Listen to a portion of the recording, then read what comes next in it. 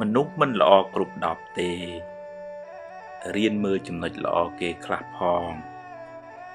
រៀនផ្ដល់តម្លៃ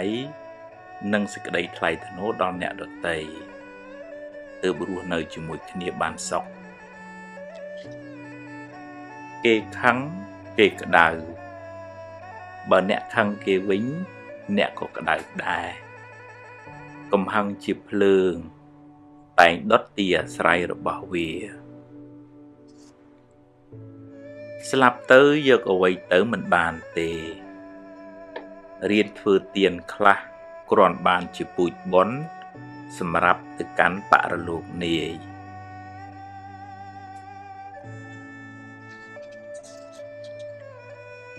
ហួងហែងច្រើនទុកក៏ច្រើនដែរព្យាយាមបំពេញតួនាទីអ្នកឲ្យបានល្អបើត្រូវប្រែប្រួលក៏អស់ចិត្តដែរព្រោះអ្នកបានធ្វើអស់ពីសមត្ថភាពហើយចង់ឲ្យគេគោរពអ្នកត្រូវចេះគោរពគេមុនរៀនផ្ដល់តម្លៃសេចក្តីថ្លៃថ្នូរដល់មនុស្សសត្វអ្នកនឹងបានទទួលសេចក្តីសុខមកវិញ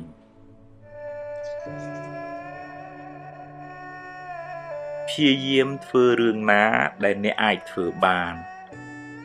រឿងដែលអ្នកមិនទាន់ធ្វើកើតរងចាំសិនចាំដល់ពេលអ្នកមានឱកាសមានសមត្ថភាពចិត្តបុណ្យចិត្តស្រស់ថ្លាចិត្តស្ងប់នាំឲ្យកាយក៏ស្រស់ចិត្តក៏ត្រជាក់ជីវិតបានសុខស្ងប់ច្រើនព្រោះចិត្តស្ងប់ល្អ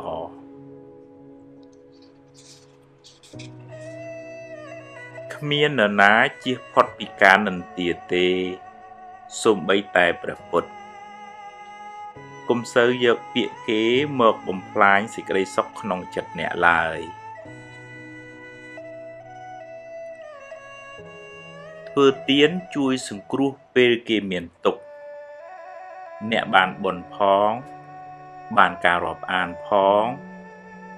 បានដាំពូជជាអ្នកមានទ្រព្យច្រើនផង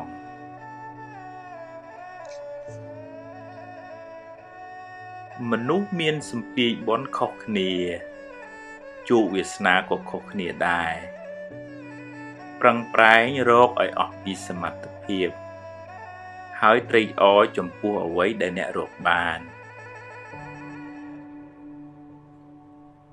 បើខ្ចីគេត្រូវចេះសងវិញកុំស៊ីដាច់បាបកម្មនាំឲ្យរកស៊ីមិនឡើងទេ